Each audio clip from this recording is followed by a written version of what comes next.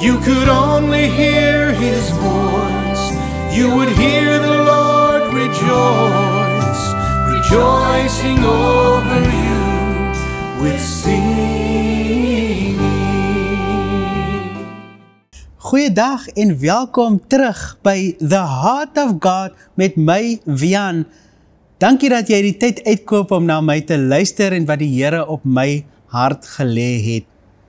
Weet jy, ek dink so wat ek hierdie program met jou doen vandag en ek besef dit is alles die moeite werd vir die Here wat ons doen.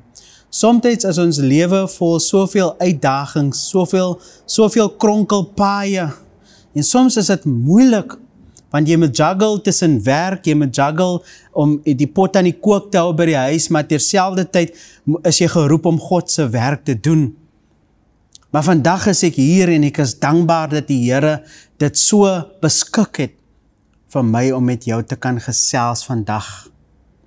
En weet jy, ek hou baie van die prediker Charles Swindoll. Hy is baie goeie en 'n reël prediker. Hy preek die suiwer woord en hy is altyd opreg met sy mense en die wat hy toerus met die woord.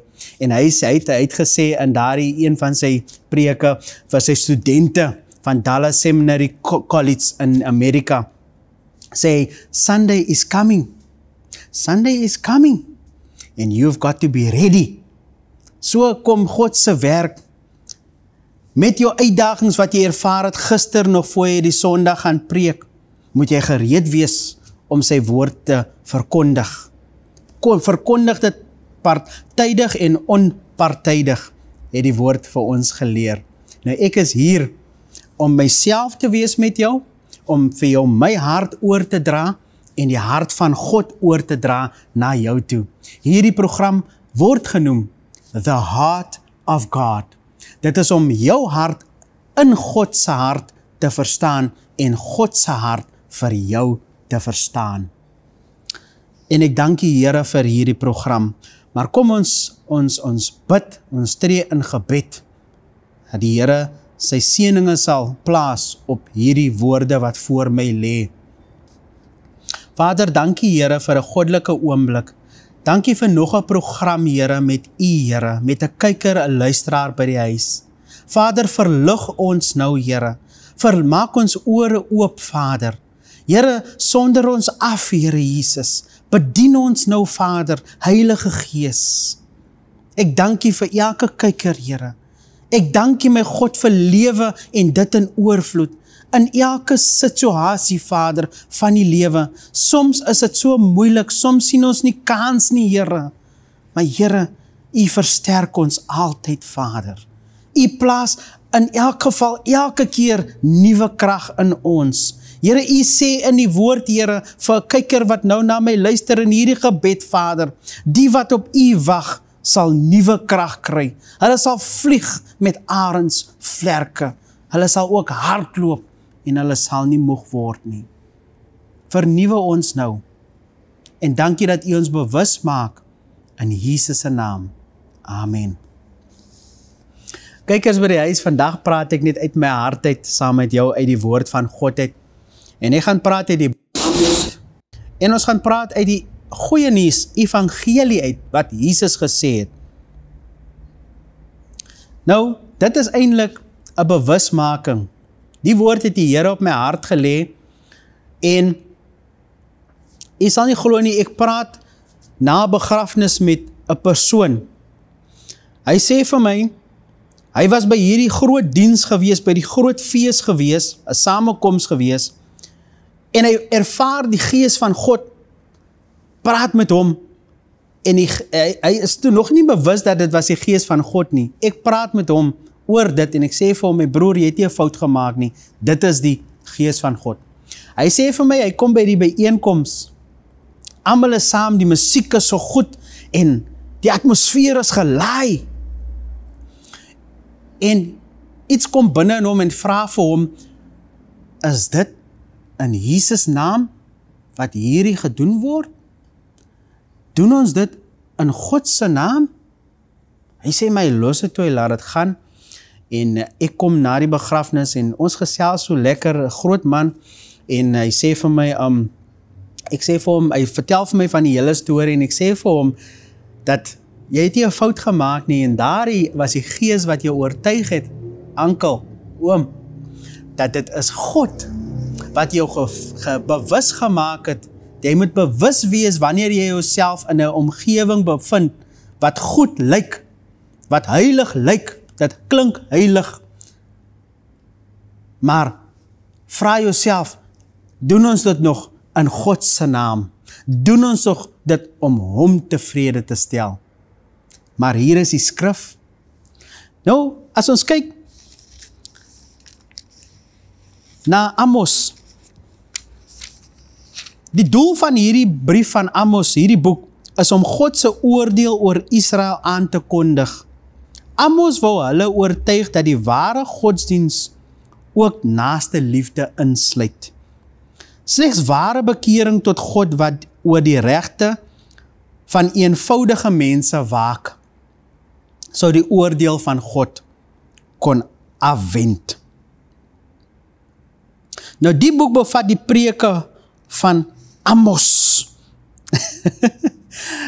ek hou so van 'n lied van Ramalia Esau, sy sing Amos 4 vers 12 sê, Israel, skik jou om jou God te ontmoet. Ja, skik jou om jou God te ontmoet. In Amos praat die Here hiervan, hierdie, ek kry sommer gedagte, jy moet jou kan verheug in die Here, dit is wonderlik om die Here te dien, my broer en my suster in Christus. Nou die mense van Israel het begin glo dat hulle een of ander aanspraak maak op God. Hulle het begin glo dat hulle op een of ander manier aanspraak maak op God. God het hulle uitgekies om sy volk te wees, daarom moet hulle seker baie spesiaal wees vir hom, het hulle gedink. Nou moet jy al klaar die vraagtekens gooi. Daarteenoor bring Amos die boodskap dat die Here God is van al die nasies. Hy eis van elke volk rekenskap. Sy besonder verhouding met Israel is nie rede vir optimisme nie. Dit is 'n rede waarom hy hulle in die besonder gaan straf. Die valsheid van Israel se godsdiens het tot uiting gekom in die manier waarop arm en onskuldige mense mishandel is. God eis die toepassing van die reg en beveel dat geregtigheid sal geskied. Luister hier, dit beteken dat mense in magsposisies reg sal optree in ooreenstemming met die eise van God se wet. Kan jy sien? Wanneer ons in God se naam verkeer, is dit wat hom behaag, wat ons doen? Doen ons dit nog in God se naam, as ons by mekaar kom, die gemeente van God? Voer ons op met ons musiek, ons heilige musiek, in die naam van God? Luister hier, en dit is waar, en net daarna dat ek die gesprek gehad het met daardie groot man, slaan ek my Bybel oop, die boodskap Bybel spesifiek. Ek slaan my Bybel oop, en ek sien voor my die boek van Amos. Dis 'n waarskuwing. Die woord is gegee om ons te korrek, is dit nie so nie? Dit is gegee om ons op te bou. Dit is gegee om vir ons goeie nuus te bring. Blye boodskap, die uur van vreug, maar dit is ook om vir ons bewus te maak. Godsdiens sonder 'n God. Dit is moontlik, my broer en my suster, in die dae wat ons lewe. Dit was so gewees, baie jare terug in die boek van Amos, was die mense bewus gemaak van godsdiens sonder 'n God. Luister wat sê Amos in hoofstuk 4, vanaf vers 4 lees ek vir jou, net so 2 versies. Dit klink baie sarkasties, maar luister hier. Kom na die plek van aanbidding by Bethel, dat julle daar 'n bietjie kan sonde doen. Kom na die altaar by Gilgal, dat julle nog meer verkeerde dinge kan doen. Kom offer elke môre julle offers. Uitroeptekens is by almal, nie? Moenie vergeet om elke 3de dag julle tiendes vir God te bring nie. Julle bring dit vir God. Kom, bring maar verkeerde offers wat suurdeeg in het. Spog maar oor die offers wat julle uit julle eie vir die Here bring. Julle Israeliete is mos lief daarvoor om so met godsdienst te spog, sê die Here. Dit is baie diep en baie treffend, mense. Ek sê dit vir jou in alle nederigheid. Here, strip nou elke vleeslike gedagte en gedrag van my af, soos ek hier staan. Want ek is hier om opreg vir jou te sê, dit is die suiwer woord van God. Dit klink baie sarkasties, is dit nie so nie? Maar dit is die Here wat praat met die volk, want hy wil nie hê ons moet kom onder die oordeel nie. En dit is die tye en die dae waar ons lewe.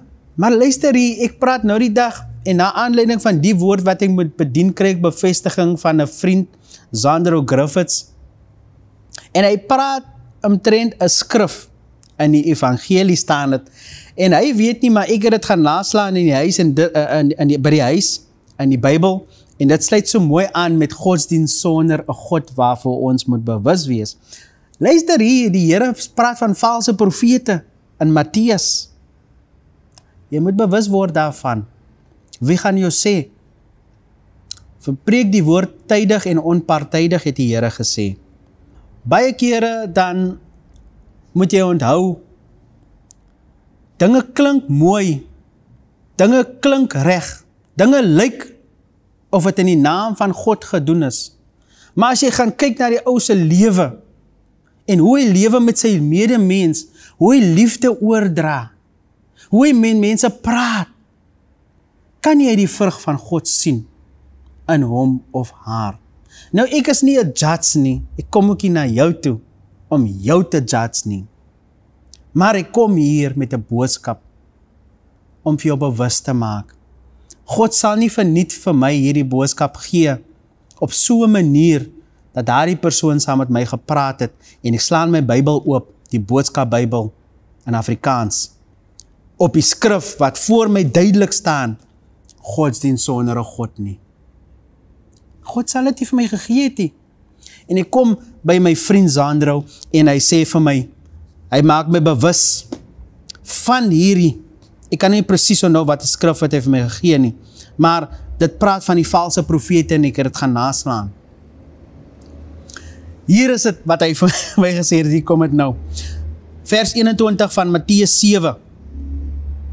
Nie elkeen wat vir my sê, Here, Here, sal in die koninkryk van die hemel gaan nie.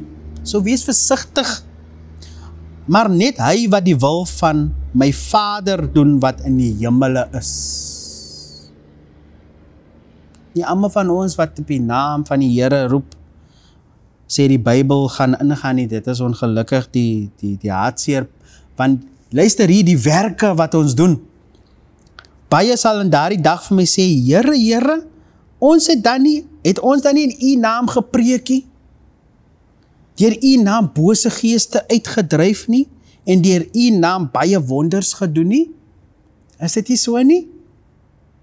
Dan sal ek openlik van hulle sê, hier is die skok, ek het julle nooit geken nie. Gaan weg van my af. Julle wat die wet van God oortree. Kan jy sien hoe baie kan ons word deesdae so vermaak.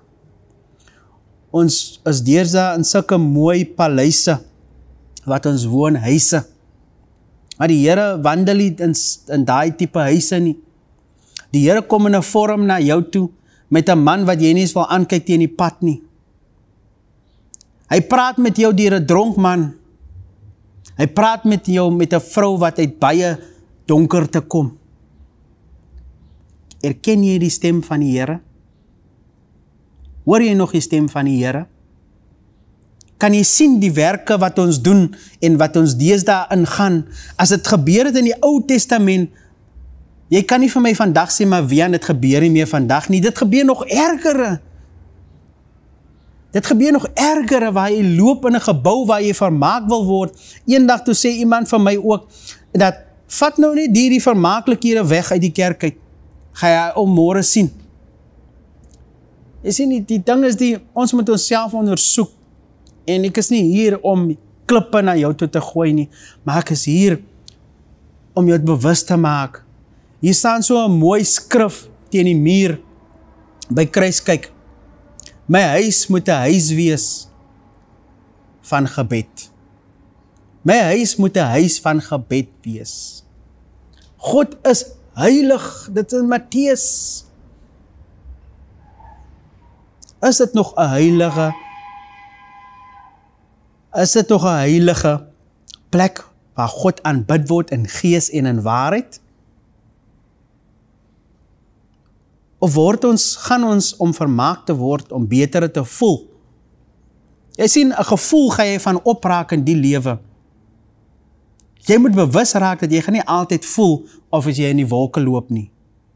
Ons voel nie elke dag as ons opstaan om die Here te prys en te loof nie. Maar ons gaan dit doen omdat ons die Here lief het, omdat ons weet dat hy is goed vir ons, ongeag hoe ons voel, ongeag of ons omstandighede ons druk, of die wêreld ons druk.